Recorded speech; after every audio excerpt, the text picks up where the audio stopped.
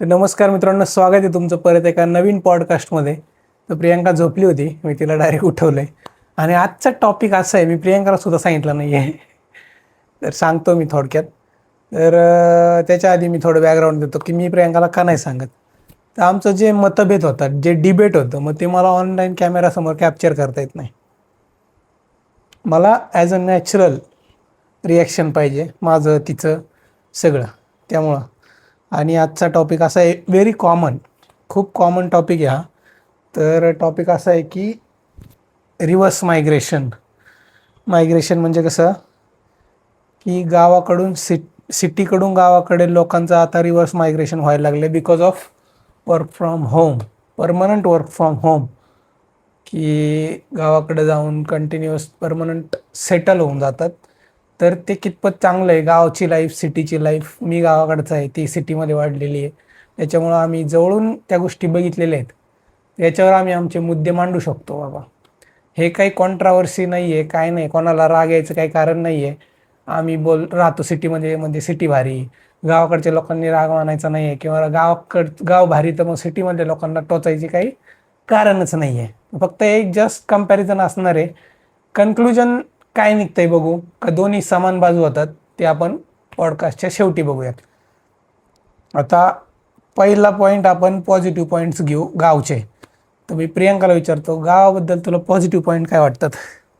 की गावाकडे आपण राहतोय बाबा, तर इरिस्पेक्टिव्ह ऑफ जॉब सांगू शकते, म्हणजे ते निगेटिव्ह पॉईंट्समध्ये कन्सिडर करू आपण. आधी पॉझिटिव्ह पॉईंट सांग, गावाकडचे काय आहेत, तुला काय वाटतं? गावाकडचे पॉइंट्स हेच आहे की तिथे नॅचरली सगळं नॅचरल एअर आहे. मेन म्हणजे आपण माझा एक्सपिरियन्स लग्नानंतरच सांगते. गावाकडे ऍक्च्युली मी लग्नानंतरच राहिलेले प्रियांका आहे. सिटीमध्येच वाढलेली आहे, त्यामुळे तिचं एवढं काय एक्सपिरियन्स, तिने जेवढं बघितलं 1-2-3 वर्षातच बघितले. हा. म्हणजे अनुभवलंय, बघितले तर खूपच आधी, पण अनुभवलंय 1-2-3 वर्षातच. तर नॅचरल तर म्हणजे हवा नैसर्गिक असते, खाणं आणि पिणं. हा, आणि तिथे नो टेन्शन. जसं आहे ना सिटीमध्ये, आज हे नाहीये ते नाहीये. नाही आपण प्रत्येक दिवशी आपल्याला we have to like see like what is not there, like vegetables किंवा काय जे आपण पण पॉझिटिव्ह आहे. पॉईंट्सच सांगू फक्त गावाकडचे, निगेटिव्ह कडे नंतर येऊ आपण. हा, दॅट इज पॉझिटिव्ह थिंग की तिथे सगळं नॅचरली भेटून नॅचरल जातं पहिली आपल्याला. गोष्ट म्हणजे नो थिंग. सगळं, भाजीपाला असेल, दूध असेल, हवा, सगळं नैसर्गिक आहे. तिथे असं होऊच नाही शकत की तिथे आहे ना भेसळ असेल. आणि दुसरी महत्वाची गोष्ट म्हणजे खर्च कमी असतो गावाकडं. हो, ही एक महत्वाची पॉझिटिव्ह गोष्ट आहे. कारण की आपल्याला पिझ्झा बर्गर गावी दिसतच नाही.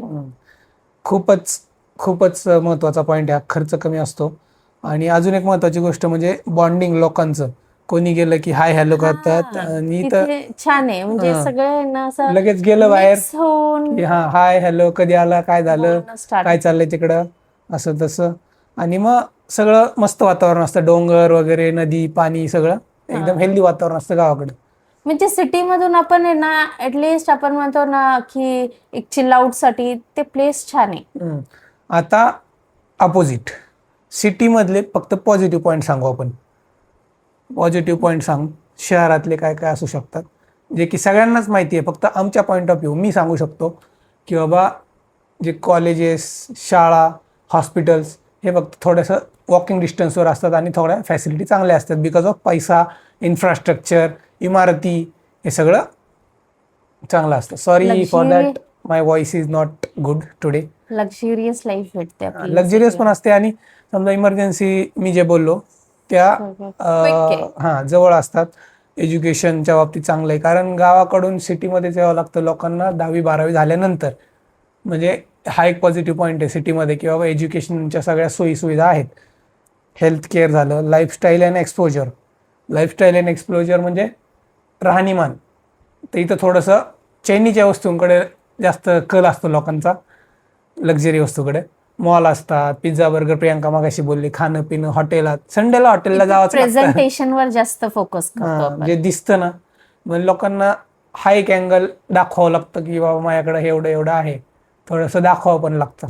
गावाकडे कितीही रिच असला तरी तो माणूस त्यांच्यातलंच दिसून येतो.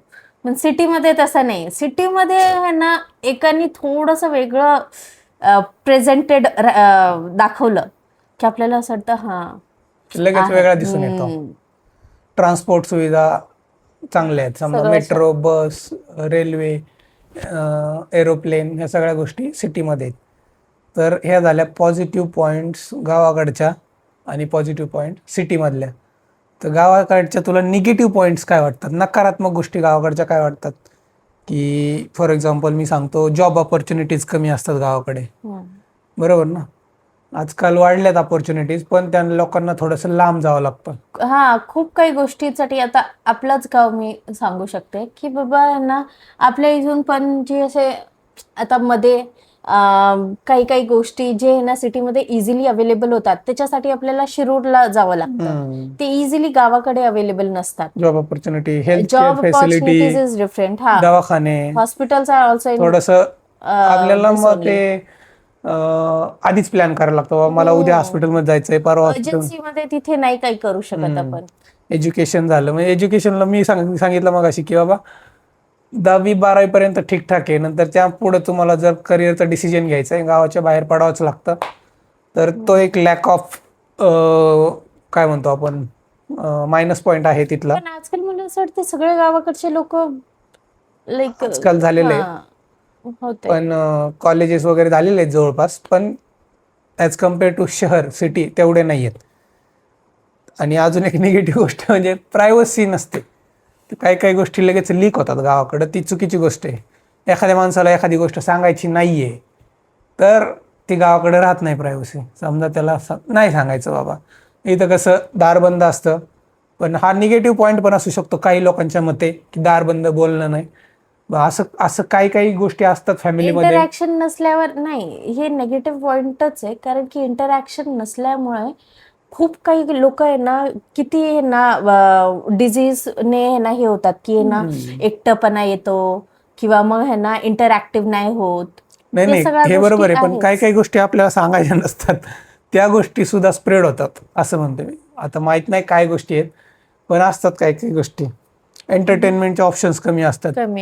एंटरटेनमेंट म्हणजे कसं असतं, शहरातली लोक घरामध्येच किंवा मॉलमध्ये एसीच्या रूम मध्ये बसून खेळू शकतात, गेम खेळतात. पण गावाकडे सगळं नॅचरल आहे, खेळू शकतात. ते एक मुद्दा चांगला आहे की पोहायला जातो विहिरीवर, मोबाईलवर बसून वगैरे काही नाही, तिथे प्रॉपर फिजिकल डेव्हलपमेंट होते. आजकाल मी असे युट्यूबर्स बघितले ते गावाकडचेच फेमस झालेले आहेत, म्हणजे त्यांचे 2-2, 3-3 मिलियन सबस्क्रायबर्स, फॉलोअर्स आहेत. आता गावाकडे पण थोडं एक एक स्टेप पुढे जायला लागलेत, कारण ते स्टुडिओ बनवतात, मग एकदम प्रॉपर सिटीचा फील देतात. AC-BC बनवून घेतला, बंगला बांधलाय, तर ते मला भारी वाटलं यार. म्हणजे मी पण फ्युचरमध्ये आय कॅन डू दॅट. फ्युचरमध्ये माझा प्लॅन आहे, तो आपण पुढच्या पॉडकास्ट जेव्हा होईल तेव्हा घेऊ. पण मला वाटतं गाव गावच दिसायला पाहिजे. आपण सिटी सारखं आहे ना घर वगैरे बांधून ठेवल्यावर मग सिटी आणि गावात काय नाही नाही, पण फार्म हाऊस कधी 2-4 दिवस राहायला गेलं तर सगळ्या सुविधा तिथल्या तिथं पाहिजे. कारण वाघाची भीती आहे, बाहेर कुठं टॉयलेट बाहेर असतं लांब लांब. तर ह्या गोष्टी सगळ्या काही काही गोष्टी घरातच पाहिजेत. तर असं आहे. आणि अजून एक पर्सनल गोष्ट, हे बघा, सोफा मी इकडे घेतलाय, आज पॉडकास्ट इकडून करायचा होता मला, आणि सोफा आणि मागच्या भिंतीमधलं जे अंतर असतं ते दाखवतो तुम्ही किती श्रीमंत आहे. श्रीमंत लोकांच्या घरी नेहमी सोफा आणि भिंतीमध्ये स्पेस असतो. मी ऐकलंय पॉडकास्टमध्ये दुसऱ्यांच्या. तर असं काहीतरी बनवायचं आहे आपल्याला. तुम्ही बघा, इमॅजिन करा, किंवा कुठेही गेले ना, ज्यांचं मोठं घर असतं, खूप मोठं, त्यांचा सोफा चिकटून नसतो मागच्या भिंतीला, स्पेस असतो. आपल्याला कसं वाटतं, अरे कुठं मध्ये ठेवायचा, सारखं मागं. बंगलो टाईप म्हणजे बंगलो म्हणजे पैशावालेच झाले ना. बघा, सोफा इकडे घेतल्यामुळे मला ती आयडिया क्लिक झाली. बघा, तुम्ही आमचं घर, आमचे डेली ब्लॉग बघत असताल तर तुम्हाला कळत असेल की बाबा आमचा सोफा तिकडं असतो. तर आता ऊन असं येतंय, त्यामुळं मी असं पॉडकास्ट शूट करतोय. आता वेळ आली आहे सिटीमधले निगेटिव्ह पॉईंट सांगायचे. फर्स्ट फॉरमोस्ट थिंग की ना इंटरॅक्शन कमी आहे लोकांसोबत. त्याच्या आधी मी म्हणेल खाणं पिणं इज वर्स्ट. आपण सिटीमधलं फळं घ्यायला गेलो, भाजीपाला घ्यायला गेलो, दूध घ्यायला गेलो, सगळं 2-3 दिवसानंतर आमच्याकडे येतं सिटीमध्ये, बरोबर ना. आणि मिक्स पण असतं. आता दुधाचे ब्रँडेड आहे दूध, चितळे, गोकुळ, अमूल हे ब्रँड सोडले ना, म्हणजे हेच ब्रँड आहेत अवेलेबल, या ब्रँडवर विश्वास ठेवू शकतो आपण. पण त्या व्यतिरिक्त नाही बाबा, विश्वास जर नाही ठेवला तर मग तुमच्या डोक्यात डाऊट येणारच की त्याच्यावर जी डेट आहे ती खरी आहे का काय. पण आता हे एवढे मोठे मोठे ब्रँड आहेत, त्याच्यावर विश्वास ठेवावाच लागतो आम्हाला.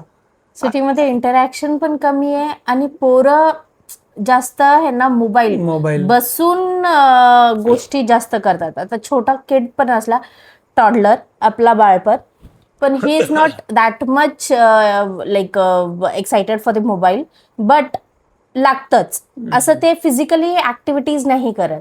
आणि दुसरं फोमोस्ट थिंग सिटीमध्ये एक वर्स्ट आहे की सगळे ना तोंडावर खूप असं गोड गोड बोलतात. छान, आणि बॅक बिचेस खूप जास्त असतात. म्हणजे समोर एक आणि लगेच टर्न झालं की something is different going in the mind. So this is wrong actually. आणि तसं गावाकडे नाही, गावाकडे लगेच दिसून येतं. म्हणजे समोर पण असल्या ना तरी ते त्यावर ना वे मध्ये बोलतात. भांडणं पण होत असेल ना तरी एकमेकांशी बोलणार नाही, पण ते कळून येतं. सिटीमध्ये ना कोण दुश्मन आहे हे सुद्धा आपल्याला कळून नाही येणार. करेक्ट. आणि स्ट्रेसफुल लाईफ जास्त असते इकडं. स्ट्रेसफुल आहे कारण की जॉबच तसा आहे. Job आपण असतो. म्हणतो 8 तास आहे, 9 तास आहे. जॉब 8-9 तासाचा कधीच नसतो. Being an IT person, we both are from IT background, पण मी तेच म्हणते 8-9 तासाचा मला नाही वाटत मी जेव्हापासून जॉबला लागले 8-9 तास मी काम केलं असेल स्टार्टिंग सोडून. त्यानंतर मॅक्स आमचा 10 ते 11 तास जॉब चालूच असतो. खूप डिफिकल्ट स्ट्रेस असतो, वर्क लाईफ बॅलन्स, परत बाहेर कुठं कामाला गेलं ट्रॅफिक, म्हणजे आम्हाला घड्याळ्याच्या काट्यावर जे म्हणतो ना तसंच नियोजन करायला लागतं. सकाळी हा माझाच एक्सपिरियन्स नाहीये. मी माझ्या स्क्रम मास्टर सोबत पण बोलले होते. शी इज फ्रॉम मुंबई ओनली. तर ती पण मला म्हणाले की ना माझ्या म्हणजे तिचे हस्बंड पण डेव्हलपर आहे, she is also a developer, and now she has switch to scrum master. ती म्हणते की खूप टफ असतं दोघं जॉब करणं, कारण की हे ना जॉबचं जे टाइम असतं 10 ते 11 तास काम करणं, आणि दोघं काम करणारे असले तर घरातले लोकांना टाइम नाही मिळत.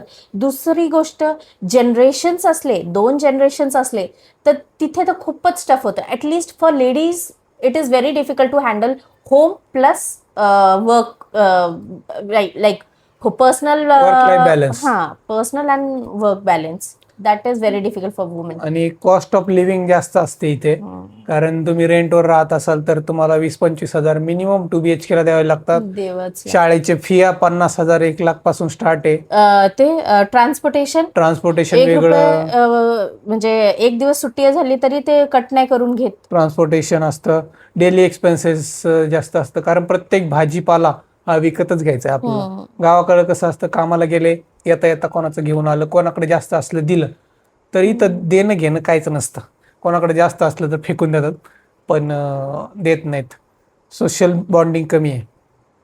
तेच प्रियंकाने सांगितलं की बोलणं चालणं कसं आहे.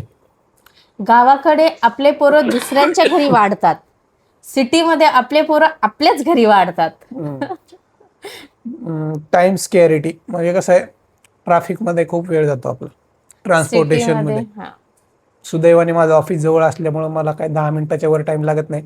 प्रियंकाचं वर्क फ्रॉम होम चालू आहे, आता मलाही जावं लागेल. तिला पण जावं लागेल. 2 तास जायला, 2 तास यायला, 4 तास गेले. ट्रॅफिक, सेफ्टी इश्यू असतो कधी कधी इथं. पण आजकाल गावाकडं त्या बिबट्यामुळे पण एक सेफ्टी इश्यू झालाय. नाही तर गावाकडं सगळ्यात सेफ असतं. आणि इथं सेफ्टी इश्यू कसा असतो की थोडा एरियावर डिपेंड आहे. त्या एरियामध्ये आपण जाऊ शकत नाही पर्टिक्युलर रात्र झाल्यावर.